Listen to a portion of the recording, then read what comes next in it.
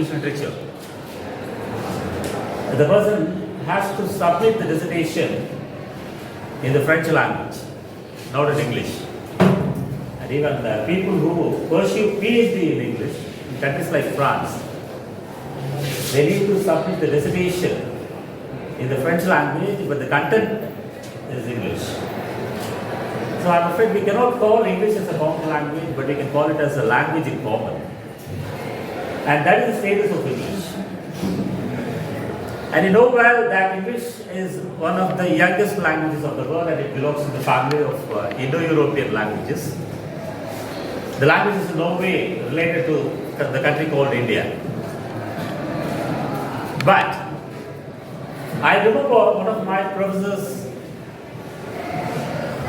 who said the reason for the tremendous growth of English language, they say English language has the adaptability and adjustability. And you believe it or not, English is a fast growing language, and every year the language gets thousands of new words and thousands of new phrases every year in English. And the kind of English which we learned in our college days, it is not so today. It has grown. And the reason for the growth of the English language, it was all due to the colonial principle of the English people. I'd like to remind you of the popular saying, a popular quote by the former Prime Minister of England, Winston Churchill. He would say, in our British Empire, the sun never sets. What does it mean? So, what he implied, and the hint he dropped in his quote was that almost all the countries in the world were under the British rule. And if there is day in one country, there is night in the other. So that was the same. That was a quote by a popular quote, but I'm afraid we cannot accept this quote. It shows the colonial character of the English people. And English people, they wanted to conquer every country in the world. They wanted that all the countries should come under their rule. And the people, wherever they went, they carried their language. And the language they spoke influenced the native languages of the countries. And English was spread so. That was the character of English. So, we cannot call English as a common language. It is not the national language of the world. It is a language in common, that's all. There are several countries I told you. In Japan, all subjects are learned only in their mother tongue. Physics or chemistry, medicine. But in the Commonwealth countries, where English language learning is essential, where English language learning is inevitable. So here, in countries like India, English is learned either a second language or as a first language. And it is a great pity that in our country, in many of the schools, English is the first language and our mother tongue is the second language. I am afraid that does not show the growth of a country. It shows the growth of English. Anyway, as I took English language teaching as my profession before I became a media person, I have about some 30 years experience in handling English language alone. Besides my writings, besides my hundreds of articles which I penned for the New Express and which I have been penning for certain other internet magazines. But at the same time, what I feel is, you have invited a writer to speak on teaching. There are many English teachers, I know. But personally, I feel an English teacher becomes a very good English teacher if he is a writer also. So I believe that I have that eligibility to address before you. And friends, I just thought instead of giving a monotonous lecture, I just thought that I should like to give you a visual treat of translation and English grammar and the sides of pronunciation in English. And I would be very much glad to share the advances of the English language which I have experienced in the classroom while I was teaching for IELTS or TOEFL or communicative English. So I just suggested to our professor that it will be better to have a PowerPoint presentation and introduce the interesting areas to the learners so that they can get the confidence and at least understand what English language is about and what the international character of the English language. And let's go to the PowerPoint. The first one, it is very interesting, and that in the first slide I have mentioned the quote by a very famous linguist of the world, who is Nonageri, who is still living in the years, and a political critic, a very famous political critic, and a very famous linguist, Mr. Noam Chomsky. In my library, I have a great collection of dictionaries. I have Webster's Dictionary, Oxford Advanced Dictionary, Cambridge Dictionary, and the New York Times Dictionary, and whatever the dictionary that was available in the market, that I never hesitate to buy it and keep it in my shelf. But one day, when I came across this quote, the quote which you can read clearly, the meaning of the word is not found in the dictionary, nor in the, not found in the dictionary, not even in the word, but in the context where it is used. So that is the meaning. When Chomsky says that you cannot use a dictionary to find out the meaning of the word, and the meaning can be found in the context where it is used.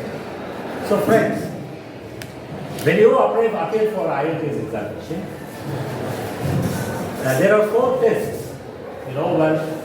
Listening, speaking, reading and writing. And of all these 4 areas, many of the students in India, they feel the difficulty only with reading.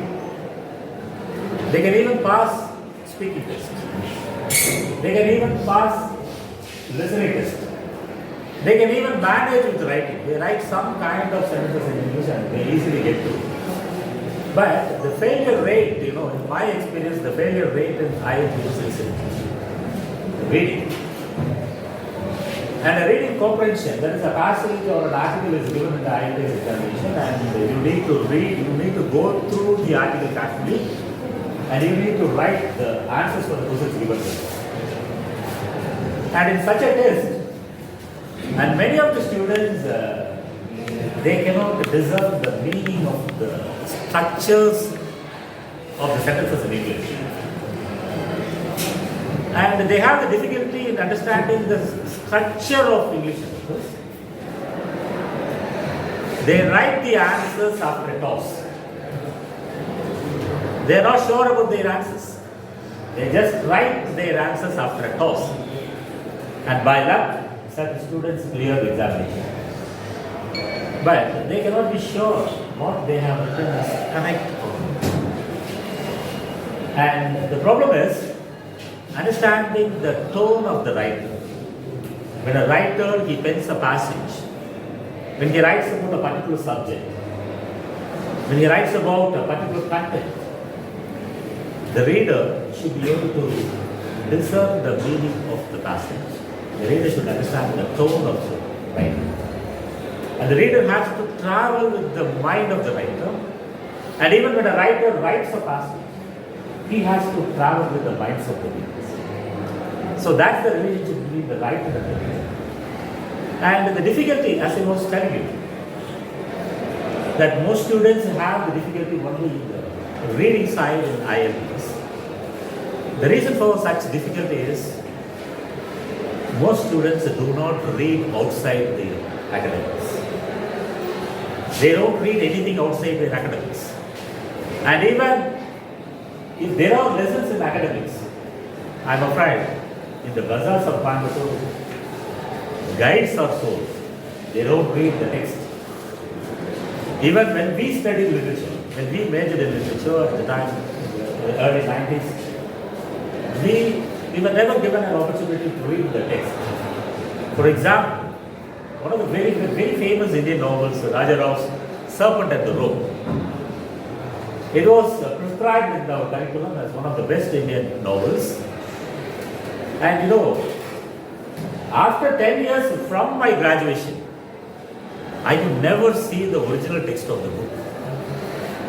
The only possibility was the guide which was sold in the market. And we went through the content of the novel only through the guides, and we vomited on the examination paper and we got passed. That was the reason.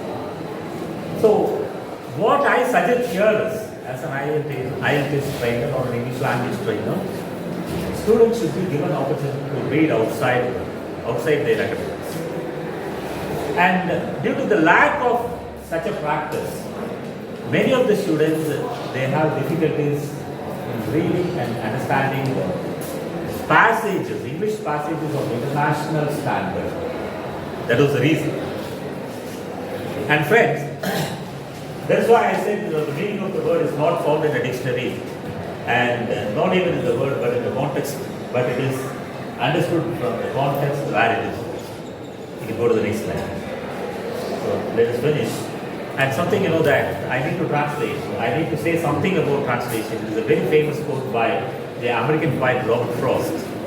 And the quote, the quote is about the definition of poetry. And by defining poetry, he took a dig at translation. And translation, you see, that what is translation? We translate. When you speak in English, whoever that speaks English is a translator. Because I'm afraid we cannot think in English. Can we? We cannot think in a foreign language. There is no possibility. And it is unnatural. Even though I speak in English, and I have been asked to speak only in English in IELTS course. So even though I speak in English, my thoughts are in my mother tongue. It is quite natural. Thinking in English can be possible only to the people who speak English as their first. So, even though Robert Frost, that he defines poetry, one of the very famous poets of the USA in America, and you should have remembered a very famous poem by Robert Frost, Stopping by Woods on a Snowy Evening, or The Road Not Taken, and After Apple Picking, and many of the famous poems written by Robert Frost. And Robert Frost, while defining poetry, he took a dig at translation. He made fun of translators. He made fun of the act called translating. What he said is, poetry is something which is lost while translating from one language to another. Suppose you have a poem in your hand, the Tamil poem, and if you think that the Tamil poem needs to be translated in English, if you try translating, what happens? The poem is dead. The poem lives as far as it lives in the mother tongue. When it goes to English, when it goes to other languages, the language in which it is translated, it gets the message of the piece of literature, but not its soul. So next one, there is challenges in common English. We go to the next one. So this is my profile. That my name is B. Meenakshindram, and this is. I was designated as former senior reporter for features, special articles, writing articles on art and culture, and that was my first page story as a sample that I profiled a very famous singer, which is Vani Jera, and which is carried on the first page. Go to the next one. So English is not just grammar. So you should be wondering why I have placed the front wrapper of the very famous book, High School English Grammar by Wren and Barton. So you can understand that in many of the schools, the one grammar book which is known by many English teachers, the only one grammar book which is known by many English teachers is High School English Grammar by Wren and Barton. And I have also written a dialogue on the slide. Why don't you stay here for a little more time? And for that, these days, I'm afraid I've got to catch a train. And here,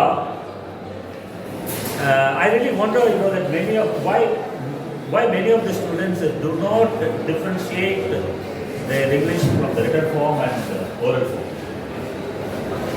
And every language has two forms.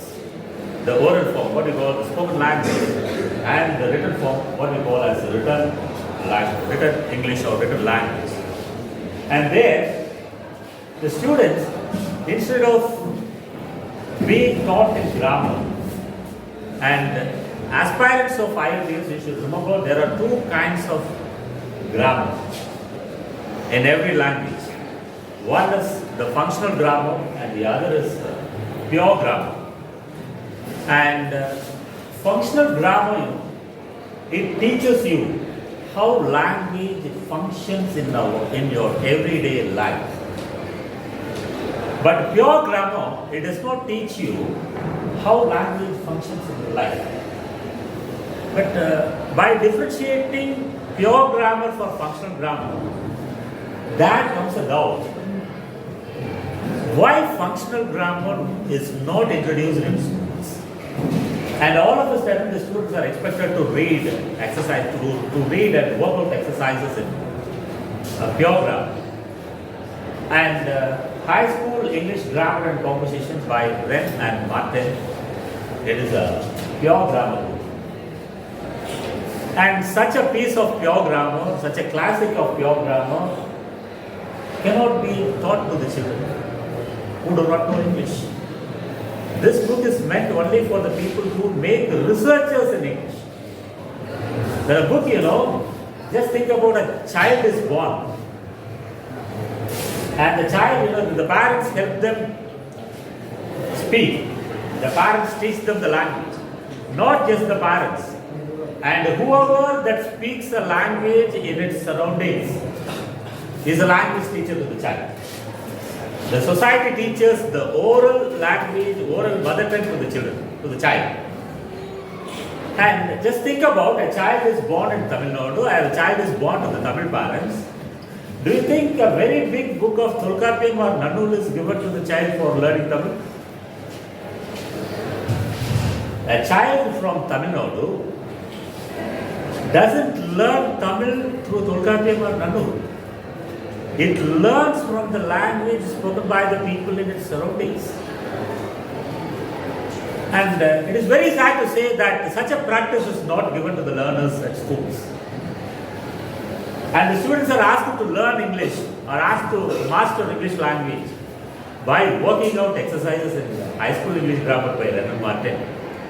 And many of the English teachers, many of the English language trainers, they call the Wren Martin classic, a respectable book, as an unmethodical road to teach English language.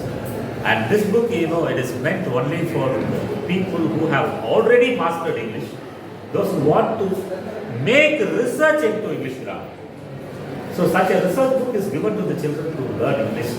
So that is a great pity. Go to the next slide. Yes. This is one. Attaining competence in spoken English. And children, I would advise you, when you want to master spoken English, as I told you that there is a difference between spoken English and written English. When you want to master spoken English, you should know what spoken English itself. When you are asked to, when some English teacher asks you to define spoken English, what would you say? Spoken English is not just English speech. Spoken English literally means English which is spoken. The kind of English which is spoken. Spoken where? Spoken in the country where English is the mother tongue of the people. That is what we call spoken English. So, a language trainer is not necessary when you live in England. When you live even in a village, even in the remote corner of England, an English teacher is not necessary, because whoever that speaks English, whether a person is a professor of English, whether a person is a shepherd in England, whether a person who works in an industry in England, whoever that speaks English, he becomes an English language teacher. So if you live in England, you don't have to have an English teacher. So you can easily adapt the sentence structures and the appropriate sentence patterns, phrases and classes from the natural speech given by the people who speak English as their mother tongue. So, such a possibility is absent in English. in my surroundings and the neighbor of my house, he doesn't speak English.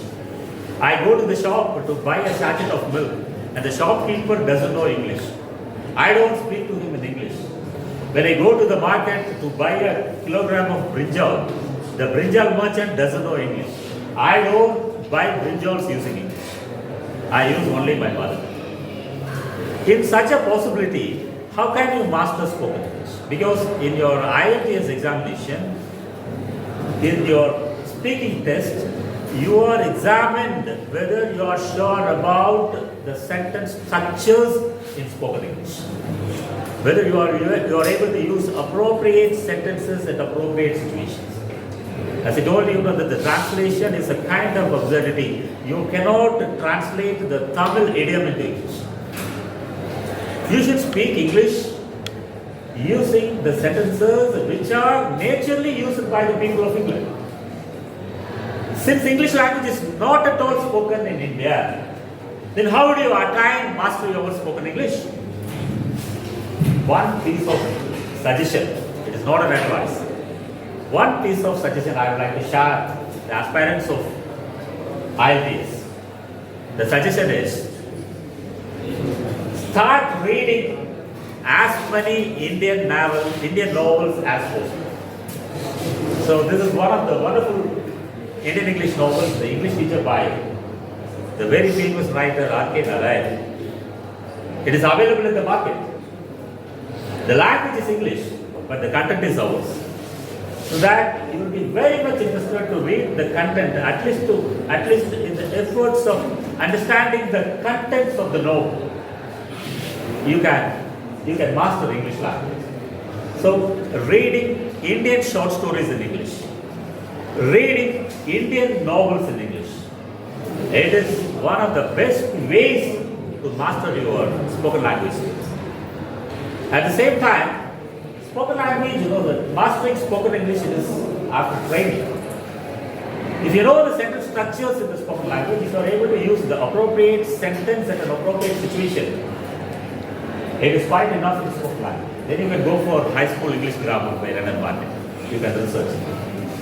So, interaction, learning the structures of the sentences which are found in the natural spoken language of people. They are very important tasks in mastering your oral skills in English. Next. Okay. This is, did your English teacher advise you to read any piece of Indian English fiction? That is my question. This is one of the best novels by R.K. Narayan. That is Swami and Friends.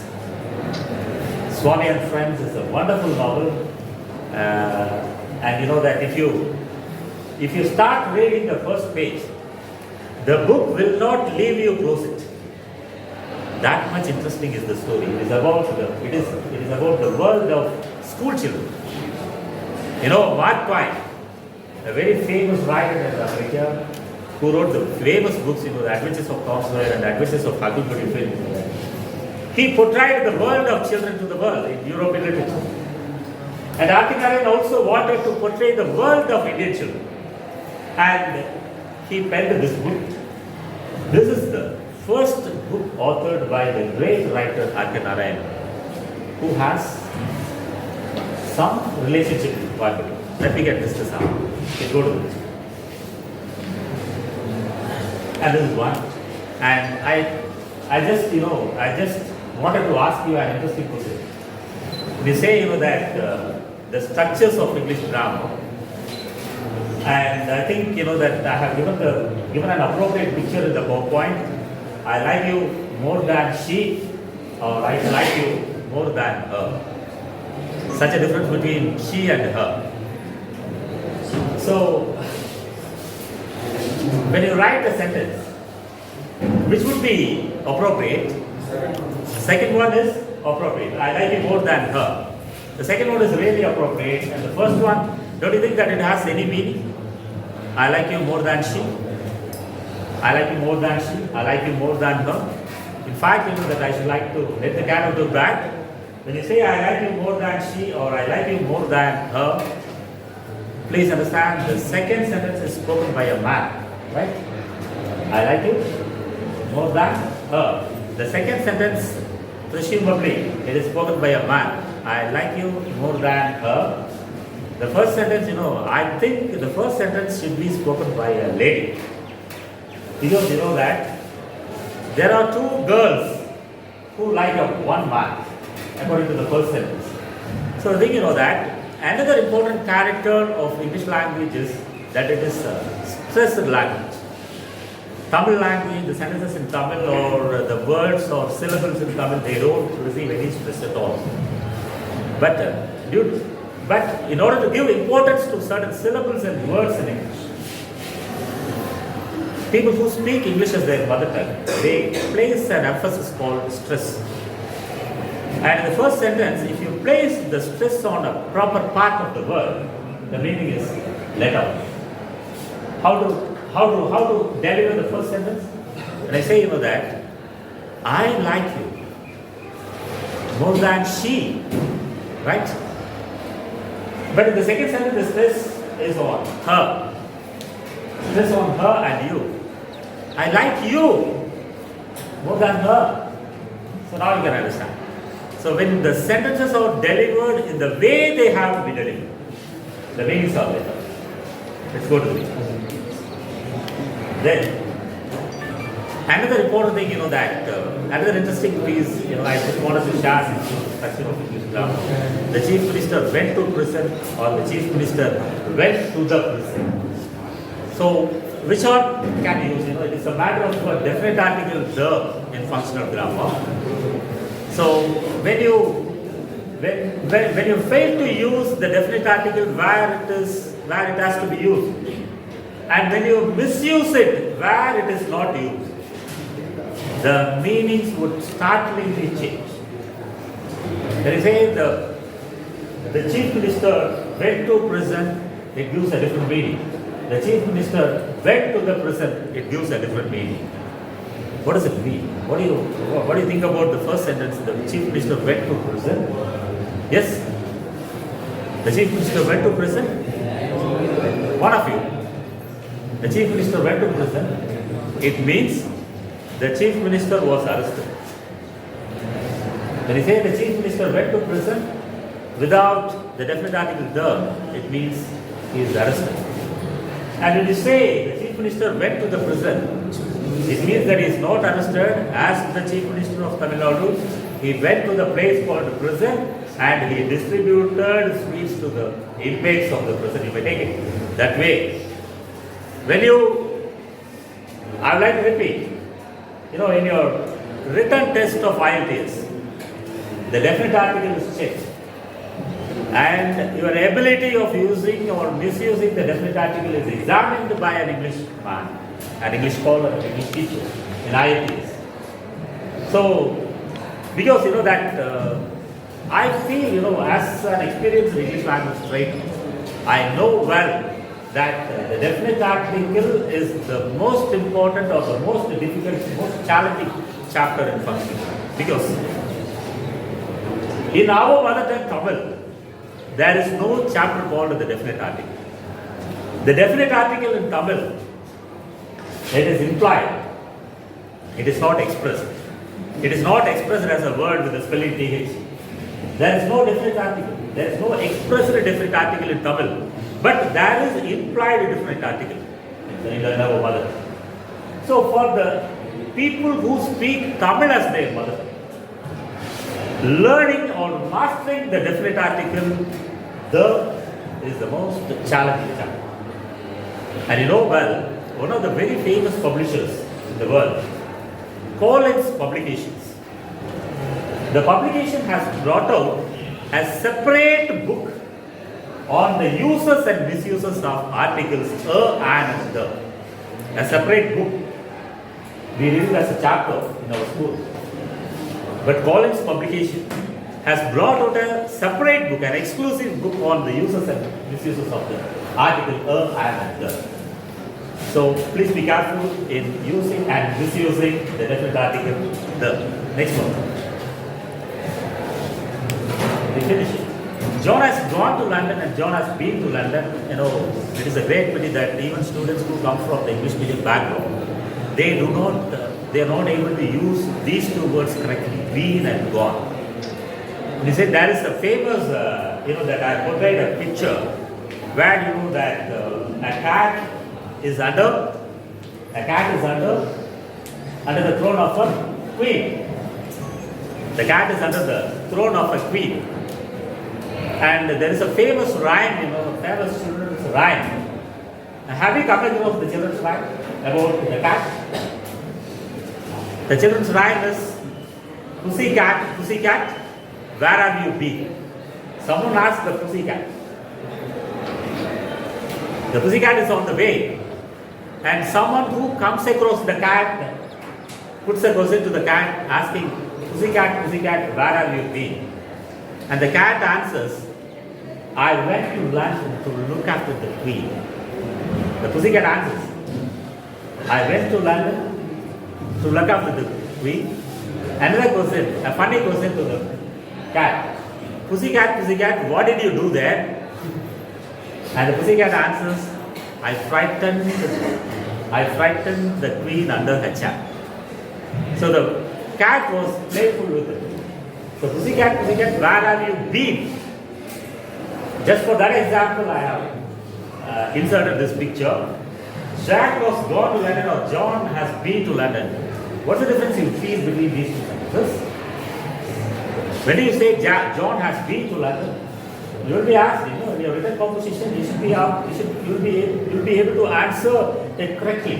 Now when you come to writing, that's what I said. That reading is really difficult because most of the students do not have the capability of grasping the meanings of the sentences packed in different structures of grammar. One of you, John has gone to London, John has been to London. Can you differentiate the simple part? Yeah. Let me tell you, when you say Jack has gone to London or John has gone to London, you can be sure that John is not in India now. He is in London. But you can use the second sentence, even while John is in India. John is in India. You can say, John has been to London. John has been to London does not necessarily mean John has gone to London. So the second sentence means, John went to London many times. John is very much used to travel to London. Since he traveled to London for a lot of time, he knows England well. He knows every corner of England. So John has the experience of going to London. That's what we call John has been to London. But when you say John has gone to London, the fact is, now John is living in London. That's the difference between being and God. And I'm sure that many of the students have come from English medium background. And it's a little disappointing that most students do not open their mouths when I ask you to differentiate between these two sentences. Okay, but at the same time, you are not to be blamed. You are not to be blamed for that, the kind of academics we undertook.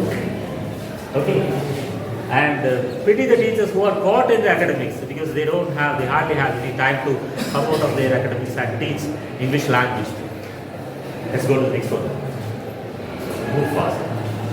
So this is all about the Almighty's visit. It is. I have prepared a slide on our Prime Minister Narendra Modi. The Prime Minister visits Coimbatore on Monday. The Prime Minister is visiting Coimbatore on Monday. The Prime Minister will visit Coimbatore on Monday. The Prime Minister will be visiting Coimbatore on Monday. We should be able to differentiate all the sentences. And I should be very much glad if one of you can stand up and explain these sentences so that we can have it as an interactive session instead of the monotonous lecture by the train. Any idea? What does it mean? The Prime Minister visits Coimbatore on Monday. The Prime Minister is visiting Coimbatore on Monday and different structures. Anyway, all the sentences mean a future time called Monday, right?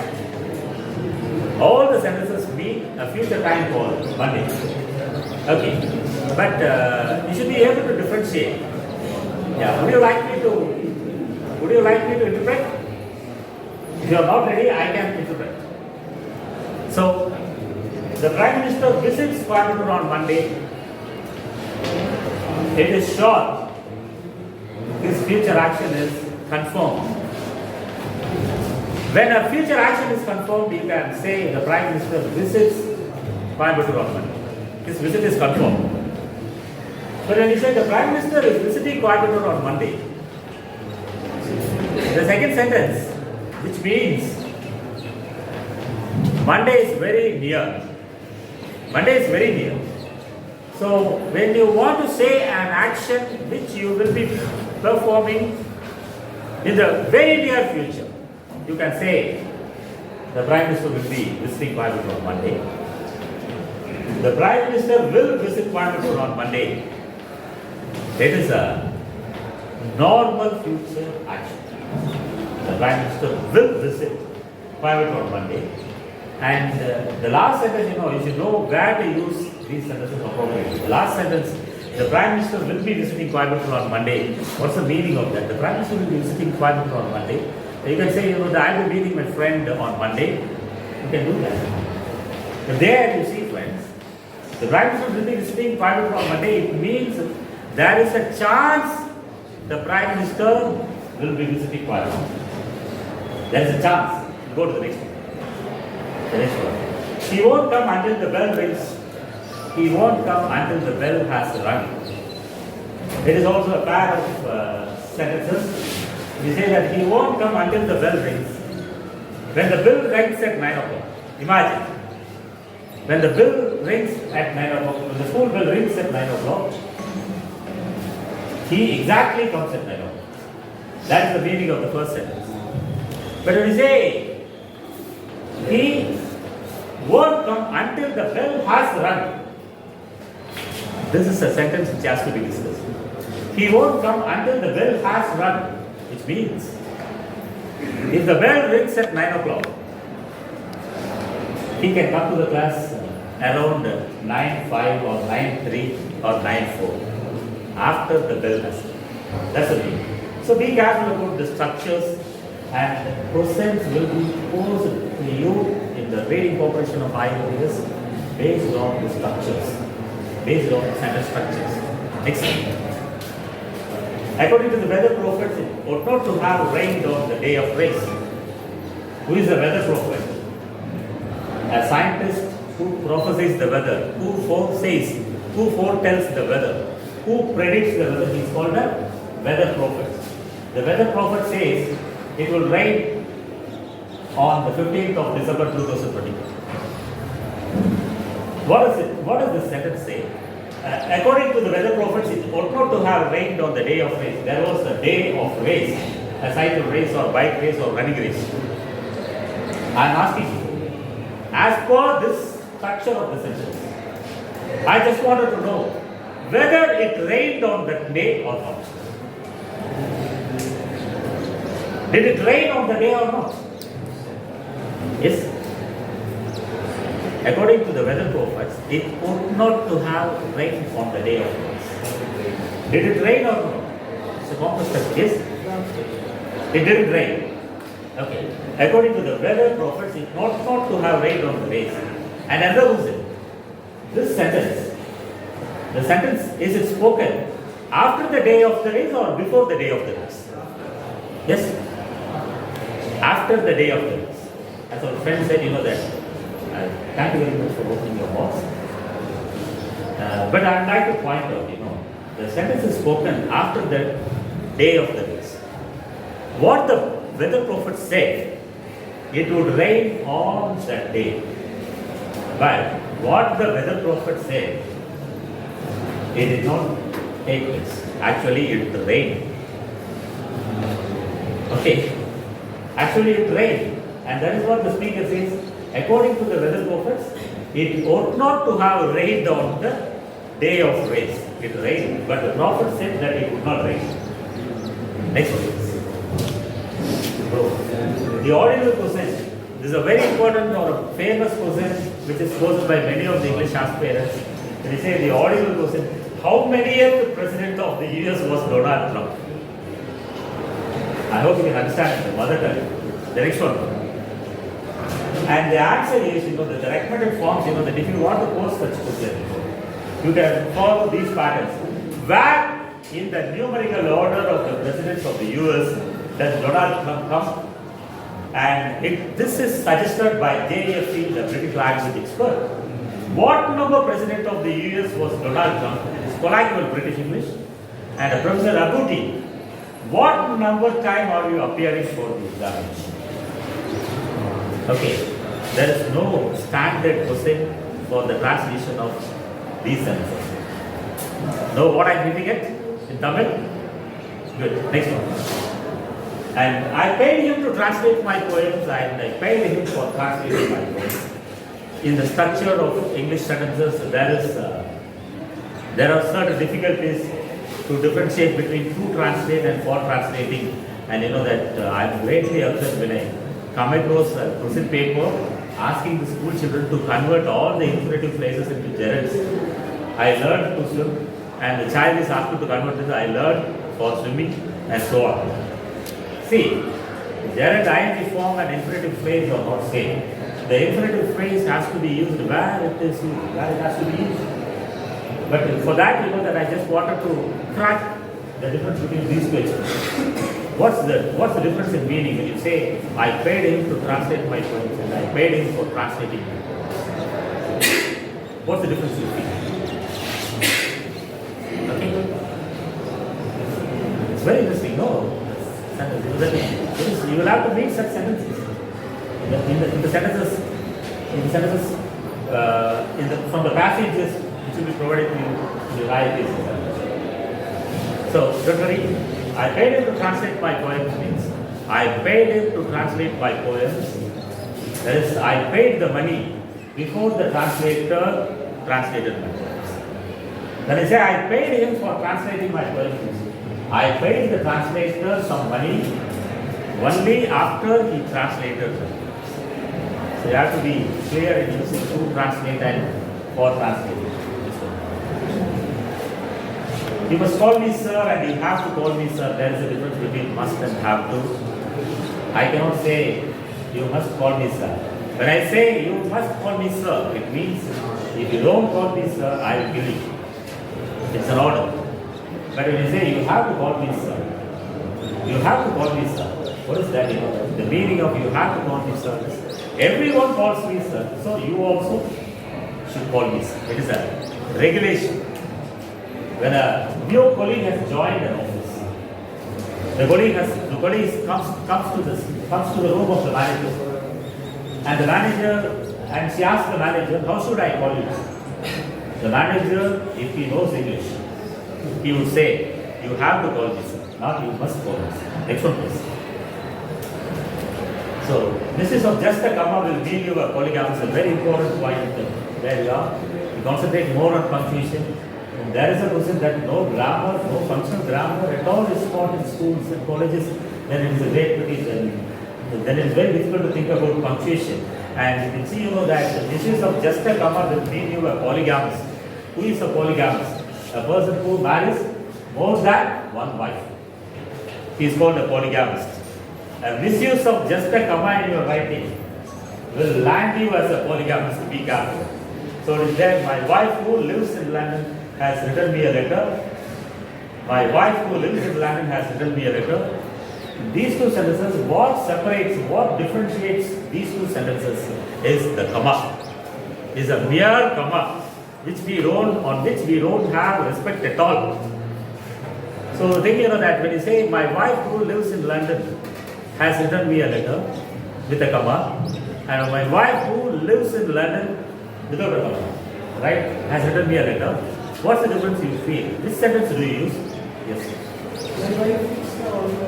Which sentence would you like to use? Right? Not which sentence you use. Which sentence would you like to use? So there. Yes? Second one. My wife who lives in London has written me a letter. Just for a fun, I would like to share something with you. The gentleman who said this, my wife who lives in London has written me a letter. It means, I'm very sorry to say, it means the person implies that he has many wives and one of your wives is living in London. The meaning of the second sentence when you use without a comma. But if you have only one wife Please support your wife with a cup. My wife lives in that has a melody. Let's go to the next one. So a few samples of excellent English to Tamil translation. And have you come across this poem? Have you come across this poem? This beautiful poem by White Baridas. Have you come across this poem? A beautiful poem by White Baridas. Can you read it? Or I can read it. I am good at Tamil also. They say, you know, that Kadile area Sulayu, Mutral, Kadile area Sadu, then Panimalar area Tenu, Kalchi Pagide area Sumayu, 90% Kodiyum Padu, Chennai, Nalkiya Kudiradinu, Indian and Yeninu, Tamil and Veer and Kandi. That is a very famous poem and a sweet poem by the great poet, the great revolutionary poet Baridas. Kanigida areas. In Tamil, you know, it is so sweet. But, as I said, you know, I quoted Robert Frost on poetry, on translation. What he said is, poetry is something dead, which is translated, when it is translated from one language to another.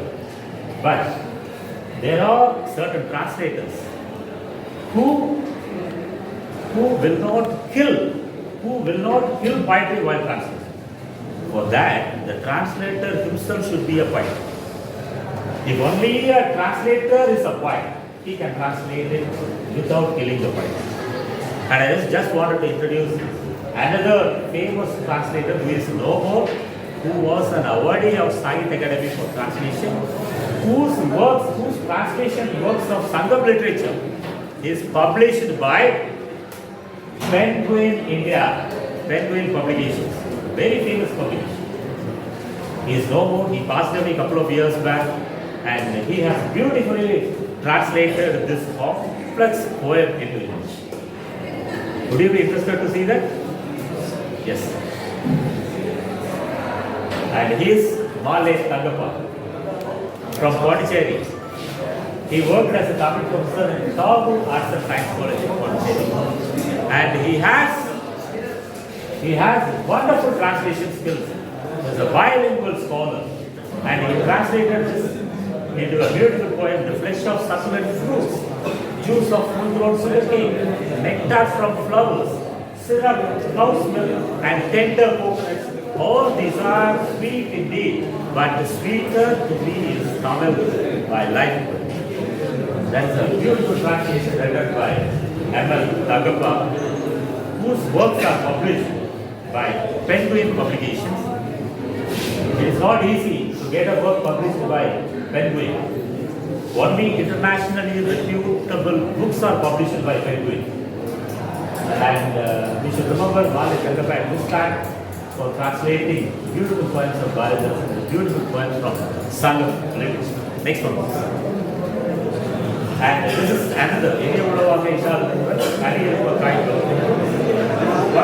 Next is Kaviyogi Sudananda Bharati's translation of the beautiful couplet of Tirukural, leaving ripe fruits the raw he eats, who speaks harsh words when sweet words choose. And as I told you, that the translation is a difficult art.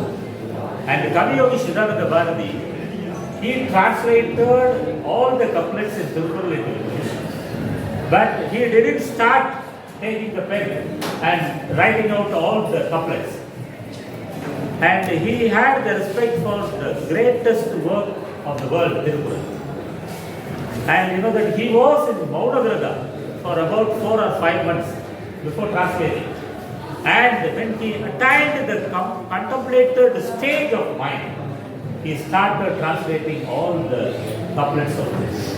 They think about how much sincerity he had, how much sincerity he had, how much respect he had for the work called Tirukural, and he rendered all the couplets into English. In fact, if you ask me, the translation